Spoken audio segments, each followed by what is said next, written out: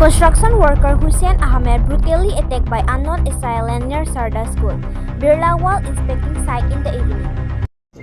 কালি সন্ধিয়া মোৰ হাজবেণ্ডে মানে কামৰ চাইটো চাব গৈছিলে 5:30 তেতিয়া মানে গেটটো খোলা আছিলে তেওঁ সোমোৱাৰ লগে লগে এই কেইটামান ল'ৰা আহি পেলাই মূৰত মানে তেওঁৰ এটেক কৰি দিছে লোহা জাতীয় বস্তু দি পেলাই ল'ৰাটোৰ স্বামীৰ নাম কি? মোৰ স্বামীৰ নাম হুছেইন আহমেদ। ক'ত হৈছিলে এইটো জেগাটো?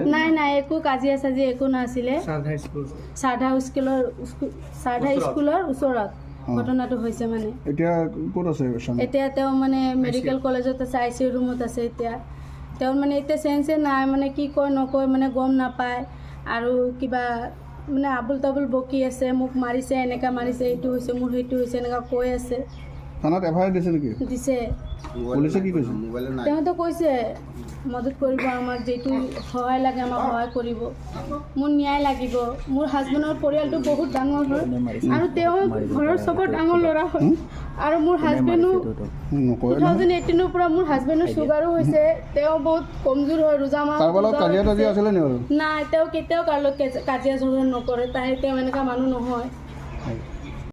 মানে মোৰ ওচৰত বাইদেউ ফোন কৰিছিলে এনেকৈ ভিনটিক কোনোবা এক্সিডেণ্ট হৈছে বুলি এনেকৈ শুনি পাইছোঁ, মূৰত মাৰিছে। তেতিয়া মই দৌৰি আহিছোঁ।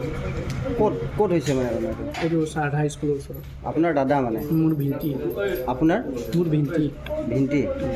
কেতিয়া হৈছে ঘটনাটো? 5:30 এনেকৈ যোৱাকালি।